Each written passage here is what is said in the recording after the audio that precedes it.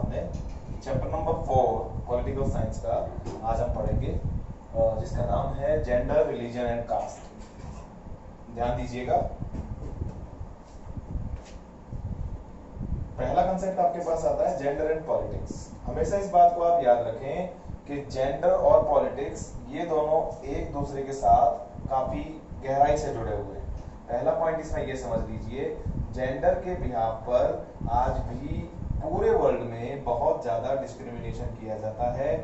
आज भी बहुत सारी ऐसी महिलाएं हैं, बहुत सारे ऐसे लेवल हैं, बहुत सारे ऐसे लोग आज के समय में मौजूद हैं जो कि आज भी महिलाओं को बराबरी नहीं दे पा रहे हैं। हमारे यहाँ पर सेक्सुअल डिवीजन की बहुत सारी बातें आती हैं। अनेकों जगह पर आपने देखा होगा कि आज भी महिलाएं काम पूरा करती हैं, लेकिन उसके बाद भी उनको कंप्लीट सैलरीज नहीं मिलती हैं, पूरे पैसे नहीं मिलते हैं। इसी दौर में गवर्नमेंट ने बहुत सारी बातें रखी हैं, लेकिन शुरुआती दौर में ये आपको बता रहे हैं कि गर्ल्स के लिए सिर्फ और सिर्फ घर के काम ज्यादातर माने गए हैं। उसके अलावा जितने भी बाहर के काम होते हैं वो सभी मेल्स के लिए बोले गए हैं। और अगर हम देखते हैं कि कुछ एरियाज ऐसे भी आज के समय में हमारे सामने मौजूद हैं जिनके अंदर मेल्स और फीमेल्स के साथ काफी बड़े लेवल पर डिस्क्रिमिनेशन किया जाता है, काम बराबर करवाया जाता है, लेकिन उसके बावजूद सैलरीज पूरी नहीं दी जाती। तो ये एक बहुत बड़ा सवाल है और आज के समय में इंडिया भी इस परेशानी से जूझ रहा है। इस परेशानी से बाहर निकलने के लिए बहुत सारे ऐसे लोग हुए जिन्होंने अपनी तरफ से मूवमेंट्स भी किए। तो जो मूवमेंट्स ऐसे थे जो कि महिलाओं के अधिकार के लिए किए गए, उन सभी को फेमिनिस्ट मूवमेंट कहा जाता है। ऐसे सभी मूवमेंट जो कि महिलाओं के अधिकार के लिए किए गए, उन सभी को फेमिनिस्ट मूवमेंट कहा जाता है। इसके आगे हम बढ़ते हैं। महिलाएं आज के समय में हर जगह पर काम कर रही हैं, हर जगह पर अनेकों लेवल पर काम करने लगी हैं। तो हम ये नहीं कह सकते कि महिला किसी भी तरह से पुरुषों से कम है, लेकिन फिर भी समाज के अंदर आज भी कुछ जगहों पर काफी फर्क देखने को मिलता है। इसके आगे हम देखते हैं आखिर ये कैसे हम समझ सकते हैं कि महिलाओं का आज भी शोषण हो रहा है, महिलाओं के साथ आज भी डिस्क्रिमिनेशन हो रहा है। इसको समझने के लिए कुछ पॉइंट्स दिए गए हैं। पेज नंबर 42 पर देखें, the literacy rate among women only 54% compared with 76% among main. आज भी महिलाओं की जो लिटरेसी रेट है वो कम है, 54% है, जबकि पुरुषों की लिटरेसी रेट 76% के लमसम है। तो ये जो 22% का जो फर्क है, ये फर्क खत्म करना बहुत ज्यादा जरूरी है। दूसरा पॉइंट अगर इसमें हम देखते हैं कि आज के समय में अनेकों प्रकार के जो बड़े काम होते हैं वो ज्यादातर पुरुषों को ही दिए जाते हैं, महिलाओं को नहीं दिए जाते। तो ये भी एक बहुत बड़ा सवाल है, क्योंकि हम डेमोक्रेसी में रहते हैं जिसके अंदर सभी लोगों को बराबरी का अधिकार दिया जाता है। थर्ड पॉइंट आता है, this one is equal remuneration act. जिनकी बुक में मेंशन है अच्छी बात है, जिनकी बुक में नहीं है वो इक्वल रेम्यूनरेशन एक्ट 1976 में लागू हुआ था। इसके अंतर्गत कहा गया जैसा काम वैसी तनख्वाह। इसमें यह नहीं देखा जाएगा कि कोई पुरुष है या महिला है, इस बात के लिए ध्यान दिया गया। इसके अलावा आज अगर हम देखते हैं बहुत सारे क्षेत्र ऐसे हैं जिन क्षेत्रों में आज भी एक बड़ा फर्क देखने को मिलता है। दादी माँ को पोती नहीं चाहिए, पोता चाहिए। तो इस फर्क को भी आज के समय में हमें खत्म करने की जरूरत है। आगे हम बढ़ते हैं, वुमेन्स पॉलिटिकल रिप्रेजेंटेशन। आज के समय में अगर हम देखें, महिलाएं हर क्षेत्र में अपने आप को आगे बढ़ा रही हैं।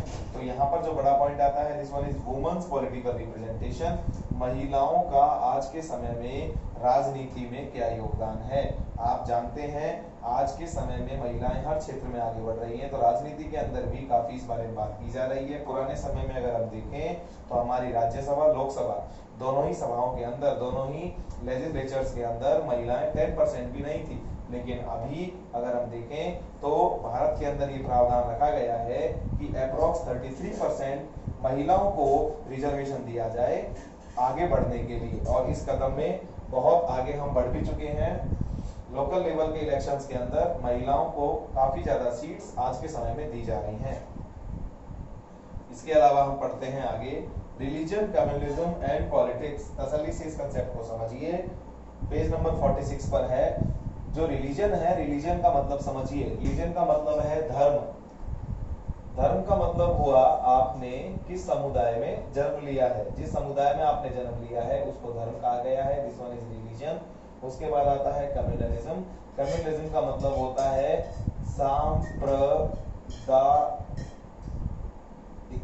सांप्रदायिकता, यह है कम्युनलिज्म। और उसके बाद हम बात करते हैं, दिस वन इज राजनीति। राजनीति बोला जाता है पॉलिटिक्स को। आपके सामने ये तीनों मीनिंग यहाँ पर क्लियर हैं। आज के समय में क्या प्रभाव है, किस तरीके से उसका आप समझिए। धर्म के आधार पर आज के समय में राजनीति बहुत प्रभावित हो रही है। ज्यादातर लोग धर्म के आधार पर ही, धर्म के नाम पर ही अपने चुनाव के जितने भी एजेंडा हैं उनको आगे रखते हैं। और आज हम इतने मूर्ख हैं कि हम उन लोगों की बातों में आकर के हर प्रकार का गलत काम कर रहे हैं। इसके अलावा अगर हम देखें, गांधी जी ने साफ शब्दों में कहा था कि धर्म को कभी राजनीति से अलग नहीं किया जा सकता, और ये बिल्कुल सत्य है। धर्म को कभी राजनीति से अलग नहीं किया जा सकता। दूसरे पॉइंट पर आ जाइए। Human right groups in our country have argued that most of the victims of communal riots. हमारे यहाँ पर ह्यूमन राइट्स जो डिपार्टमेंट है उन्होंने अपनी तरफ से रिपोर्ट जनरेट की हैं, और उन रिपोर्ट्स में यही देखने को मिल रहा है कि जितने भी जो दंगे होते हैं वो सभी दंगे ज्यादातर जो हमारे यहाँ पर माइनॉरिटी के लोग हैं उनके द्वारा किए जाते हैं। कारण क्योंकि उनको हम डिस्क्रिमिनेट करते हैं, उनके साथ में हम भेदभाव करते हैं, और इस वजह से वो दंगे फसाद करते हैं और इनको अंजाम देते हैं। इसके अलावा अगर हम देखें, वुमेन्स को आगे बढ़ाने के लिए आज के समय में गवर्नमेंट ने बहुत सारे फैमिली लॉज बनाए हैं। फैमिली लॉज महिलाओं को काफी ज्यादा एक ऊंचे लेवल पर ले जाने के अंदर आज के समय में मददगार साबित हो रहे हैं, क्योंकि महिलाओं के बढ़ते हुए घरेलू हिंसा और इससे संबंधित जितने भी मामले हैं उनके अंदर फैमिली लॉज ने काफी कमी प्रस्तुत की है। अब आते हैं हम कम्युनलिज्म पर। सांप्रदायिकता क्या है? कम्युनलिज्म बहुत ही गहरा कंसेप्ट है। इसके अंदर एक ही ग्रुप के, एक ही जाति के, एक ही समाज के बहुत सारे लोग एक साथ एकत्रित होकर के अपने आप को किसी व्यक्ति विशेष के सामने या किसी समुदाय विशेष के सामने, ग्रुप विशेष के सामने एक विशेषता के साथ आगे रखते हैं। वो कोशिश करते हैं अपने आप को आगे बढ़ाने की, अपना डोमिनेशन बनाए रखने की। यही कंडीशन कहलाती है कम्युनलिज्म, जिसे सांप्रदायिकता का नाम दिया गया है। ये आज के समय में भारत में बहुत ज्यादा देखने को मिल रही है, और इसके आधार पर हमारे देश के अंदर दंगे भी भड़क रहे हैं, जो कि बहुत ही दुर्भाग्यपूर्ण है। इसके अलावा अगर हम बात करते हैं, तीसरा पॉइंट हमारे पास आता है रिलीजन। लेकिन उससे पहले कम्युनलिज्म के कुछ पॉइंट्स दिए जा रहे हैं, उनको समझें। हमारे यहाँ पर ज्यादातर कम्युनलिज्म फैलने के पीछे बड़े कारण हैं पुराने समय की सोच, लोगों के द्वारा बनाई गई किसी भी प्रकार की अवधारणाएं, और लोगों के द्वारा फैलाई गई बहुत सारे सुपरस्टिशंस। इसकी वजह से भी हमारे यहाँ पर बहुत ज्यादा प्रॉब्लम्स देखने को मिल रही हैं, सांप्रदायिकता फैल रही है। सेकंड पॉइंट, एक कम्युनल माइंड जो होता है वो हमेशा पॉलिटिकल डोमिनेंस को ही आगे बढ़ाने की कोशिश करता है। ऐसे लोग जो कि पॉलिटिकल डोमिनेंस ज्यादा गहराई तक नहीं ले जाना चाहते, ज्यादा नहीं सोचना चाहते, उन सभी को अगर हम देखें तो उन सभी के लिए कोशिश की जाती है कि उनको एक पर्टिकुलर पॉलिटिकल यूनिट दी जाए, और ये पॉलिटिकल यूनिट जब बनाई जाती है तो कहीं ना कहीं देश का, समाज का विभाजन होता है।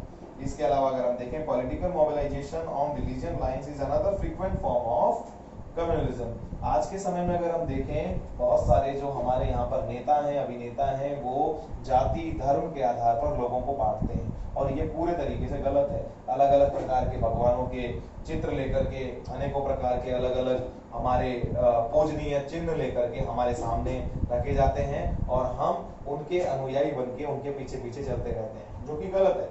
इसके अलावा अगर हम देखें, sometimes communalism takes its most ugly form of communal violence. कभी कभी तो कम्युनलिज्म की वजह से बहुत ज्यादा मामले खराब हो जाते हैं और बहुत ज्यादा दंगे भड़क जाते हैं। इस प्रकार की जो भी घटनाएं हैं, ये किसी भी देश के लिए बहुत ही ज्यादा सोचने का विषय प्रस्तुत करती है। इसके आगे हम बात करते हैं, नया कंसेप्ट है, this one is secular state. India एक सेक्युलर स्टेट है। इंडिया ने जिस टर्म को अपनाया वो है सेक्युलरिज्म। इंडिया एक सेक्युलर कंट्री है। सेक्युलर का मतलब समझ लीजिए धर्मनिरपेक्ष। हमारे देश में किसी धर्म, किसी जाति, किसी समुदाय को विशेषता प्राप्त नहीं है। हमारे देश में सभी धर्म सभी जातियां पूर्ण रूप से स्वच्छंद हैं और अपने अपने काम आसानी से कर सकती हैं। अपने तीज त्योहार किसी भी प्रकार के कोई भी इवेंट बिना किसी रोक टोक के वो कर सकती हैं। आगे बढ़ते हैं। इसमें देखिए there is no official religion, जैसे मैंने आपको बताया भारत में किसी प्रकार का कोई ऑफिशियल रिलीजन नहीं है, किसी प्रकार की कोई ऑफिशियल अथॉरिटी नहीं है जिससे कि लोगों के ऊपर धर्म के आधार पर कोई बाउंडेशंस डाली जाए। सेकंड पॉइंट आता है the constitution provides to all individuals and communities freedom to profess. अगर किसी व्यक्ति विशेष के साथ किसी प्रकार की कोई गलती हुई है, किसी प्रकार का कोई डिस्क्रिमिनेशन किया गया है, तो हमारी जो कॉन्स्टिट्यूशन है वो पूरे तरीके से अधिकार प्रदान करता है कि हम उसका विरोध करें और उसके खिलाफ आवाज उठाएं। और यहाँ पर किसी को भी हमारे यहाँ पर दंगा फसाद भड़काने या दंगा फसाद आगे बढ़ाने की परमिशन गिवन नहीं है। उसके अलावा the constitution prohibits discrimination on grounds of religion. धर्म के आधार पर हमारे यहाँ पर किसी प्रकार का भेदभाव नहीं किया जा सकता, ये भी हमारा कॉन्स्टिट्यूशन कहता है। उसके अलावा at the same time the constitution allows the state to intervene in the matters of religion in order to ensure equality within religious communities. For example, it bans untouchability. अगर हमारे देश के अंदर किसी जगह पर छुआछूत की एक बड़ी बीमारी फैलती हुई दिखाई देती है, लोगों को ऊंचा नीचा छोटा बड़ा ये सब कहा जाता है, तो उसको भी समाप्त करने की पूरी कोशिश करती है हमारे यहाँ पर सेक्युलर स्टेट की अवधारणा। आगे बढ़ते हैं। Caste and politics. मैंने आपको पहले भी कहा धर्म राजनीति से कभी अलग नहीं है, उसी तरीके से राजनीति कभी जातियों से भी अलग नहीं है। पहला पॉइंट आता है कास्ट इनइक्वालिटीज। जिस तरीके से हमारे देश में जेंडर को लेकर के एक बड़ा फर्क पैदा है, उसी तरीके से हमारे यहाँ पर जातियों को लेकर भी बहुत ज्यादा बड़े फर्क रखे गए हैं। हमारे यहाँ पर 4 समुदाय बनाए गए। 4 समुदाय कौन कौन से हैं? ब्राह्मण, वैश्य, क्षत्रिय और शूद्र। इसके आधार पर हमारे देश के अंदर आज भी बहुत ही ऊंचे लेवल पर फर्क भेदभाव किया जाता है, जो कि किसी भी डेमोक्रेटिक कंट्री के लिए बहुत ही सोचने का विचार है। इसके अलावा अगर हम देखें हमारे देश के अंदर अनेकों प्रकार के कास्ट ग्रुप बन गए हैं, अनेकों प्रकार के समुदाय तैयार हो चुके हैं, जो कि दुर्भाग्यपूर्ण है क्योंकि हमारा देश एक डेमोक्रेटिक कंट्री है। इसके अलावा आप देखिए हमारे देश में पहले जो छुआछूत की स्थिति थी वो बहुत ज्यादा बेकार थी। आज के समय में धीरे धीरे ये डिस्क्रिमिनेशन खत्म हो रहा है। इसके लिए जिम्मेदार कुछ अच्छे जो कारक हैं, फैक्टर्स हैं, वो समझिए। पहला, अर्बनाइजेशन। शहरों में लोगों को अपने काम से फुर्सत नहीं मिलती, तो वो लोग ज्यादातर जाति या समुदाय के बारे में बात नहीं करते, जो कि हमारे देश के लिए काफी अच्छी बात है। दूसरा पॉइंट आता है ऑक्यूपेशनल मोबिलिटी। शहरों के अंदर या किसी भी जगह पर जब आप कोई काम करने लगते हैं तो आपके काम को देखा जाता है, ना कि आपकी जाति और आपके समुदाय को। तो ये भी कहीं ना कहीं हमारे यहाँ डिस्क्रिमिनेशन खत्म करता है। इसके अलावा कास्ट हायरार्की। पहले हमारे यहाँ पर जाति के आधार पर लोगों को बहुत ज्यादा डराया धमकाया और उनका शोषण किया जाता था, लेकिन अब धीरे धीरे इन चीजों को रोका जा रहा है। इसके अलावा अगर हम देखें पुराने समय के अंदर हमारे यहाँ पर कॉन्स्टिट्यूशन में बहुत सारी बातों को रखा गया था।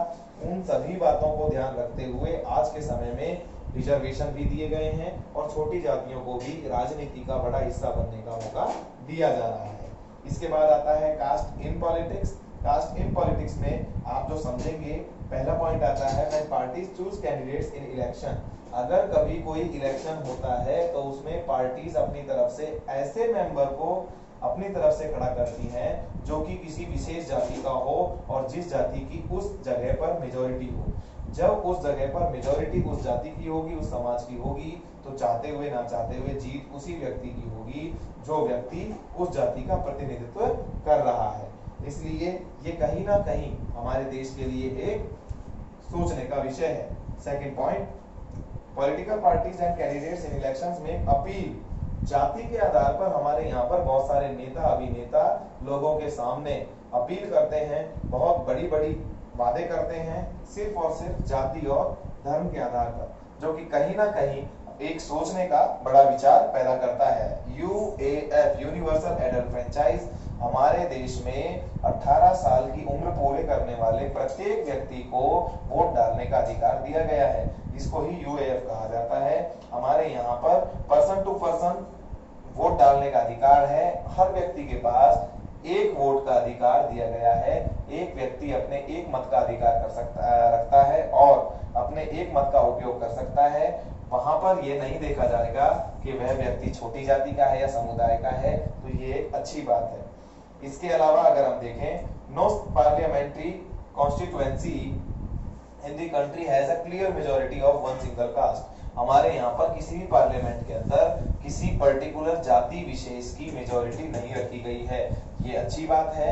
इसके कारण हमारे देश में बेवजह के जो दंगे फसाद झगड़े हैं वो आज के समय में नहीं पनपते हैं। इसके अलावा no party wins the votes of all the voters of caste और कम्युनिटी। हमारे यहाँ पर कोई भी ऐसी पार्टी नहीं है जो कि सिर्फ और सिर्फ किसी विशेष जाति या धर्म के आधार पर ही जीत जाती हो। तो इसीलिए कहीं ना कहीं लोगों को अच्छे वादे और उन वादों पर खरा उतरने की जरूरत है और हमारे यहाँ पर बहुत सारे राजनेता ऐसा काम करते भी हैं। Many political parties may put up candidates from the same caste. Some voters have more than one candidate from their caste, while many voters have no candidate from their caste. हमारे यहाँ पर एक दुर्भाग्यपूर्ण घटना भी घटित होती है। बहुत सारे लोग अपनी जाति के ऊंचे लोगों को उतारते हैं और मत का प्रयोग करवाते हैं। लोग कहीं ना कहीं संदेह में आ जाते हैं। उसके पीछे कारण है, कुछ लोगों के पास अपनी जाति अपनी समुदाय के बहुत ज्यादा लोग होते हैं और कुछ के पास कोई कैंडिडेट ऐसा नहीं होता जो कि उनकी जाति का उनके समुदाय का प्रतिनिधित्व करे। इस वजह से लोगों को प्रॉपर चॉइस अवेलेबल नहीं हो पाती। उसके अलावा the ruling party and the sitting MP और MLA frequently lose elections in our country that could not have happened if all caste and communities were frozen in their political preferences. हमारे यहाँ पर बहुत सारे ऐसे लोग हैं जो एमपी एमएलए की सीट पर हैं, लेकिन वो भी कई बार वोट ना मिलने की वजह से हार जाते हैं और हमारे देश में हर 5 साल के अंदर ये प्रक्रिया दोहराई जाती है। आगे बढ़ते हैं। Clearly, while caste matters in electoral politics, so do many other factors. The voters have a strong attachment to political parties, which is often stronger than their attachment to their caste or community. अगर हम देखें तो हमारे देश के जितने भी जो बड़े मैटर्स हैं वो ज्यादातर जाति के आधार पर ही रखते हैं, जाति के आधार पर ही दोहराए जाते हैं और ये कहीं ना कहीं बहुत गलत है। हमारे यहाँ पर आज भी जातियों के आधार पर तय होता है कौन व्यक्ति अमीर होगा और कौन व्यक्ति गरीब होगा। इसके अलावा politics in caste, we have so far looked at what caste does to politics. हमने काफी समय से इस बारे में सोचा है और ये एक बहुत विचारणीय बात है कि आखिर जाति राजनीति के लिए क्या करती है। But it does not mean that there is only a one-way relation between caste and politics. लेकिन इसका ये मतलब नहीं है कि कास्ट और पॉलिटिक्स के बीच में बहुत ही गहरा संबंध है, ऐसा कहीं पर भी विदित नहीं है। कुछ पॉइंट्स यहाँ पर दिए गए हैं जिसके कारण हमको ये समझ में आएगा कि आज के समय में भी राजनीति में किस तरह से जातियां अपना योगदान दे रही हैं। Each caste group tries to become bigger by incorporating within neighboring caste और सब कास्ट। हर जाति अपने आप को ऊंचा बनाना चाहती है, ऊंचा दिखाना चाहती है अपनी मदद से और अपने और मिलने जुलने वाली जातियों की मदद से, जो कि कहीं ना कहीं उचित बात है, लेकिन इसकी वजह से कई जगहों पर कुछ दंगे भी होते हैं। दूसरा point, various caste groups are required to enter into a coalition. बहुत सारी जातियां समाज एक साथ मिलकर के बड़ी पार्टी बनाने की कोशिश करती हैं और इसके लिए वो कोलिशन करती हैं। कोलिशन का मतलब है गठबंधन। वो गठबंधन करती हैं, एक से ज्यादा पार्टियां एक साथ मिलती हैं और मिलने के बाद में अपने आप को आगे लेकर चलती हैं ताकि वह अपने आप को एक राजनीतिक परिदृश्य में उतार सके। इसके अलावा new kind of caste groups have come up in the political arena like backward and forward caste groups. और इसी आधार पर बहुत सारे हमारे यहाँ पर ग्रुप्स तैयार हो गए हैं। कुछ बैकवर्ड क्लास हैं और कुछ अपवर्ड क्लास हैं। अपवर्ड सामान्य जातियों को कहा गया है, बैकवर्ड छोटी जाति के लोगों को कहा गया है, जो कि हमारे लिए काफी दुर्भाग्यपूर्ण है। ऊंची जातियां आज भी हमारे देश के अंदर पूर्ण रूप से उचित व्यवस्थाओं के साथ रह रही हैं। अगर देखा जाए तो आर्थिक स्थिति भी उनकी काफी अच्छी है, लेकिन इसी के विपरीत अगर हम देखें तो छोटी जातियां जिनको दलित भी कहा जाता है, उनकी स्थिति कल के मुकाबले आज भी कहीं ना कहीं वैसी ही देखने को मिलती है, जो कि एक लोकतंत्र के लिए बड़ी खतरे की बात है। इन सभी बातों को समझते हुए, इन सभी बातों को पूरे तरीके से क्लियर करते हुए आपका chapter number 4 gender, religion and caste खत्म होता है। लेकिन इस बात पर आप जरूर ध्यान दें, एक एक पॉइंट अपनी खुद की एक विशेषता रखता है जिसके आधार पर हम उसको क्लासिफाई करते हैं।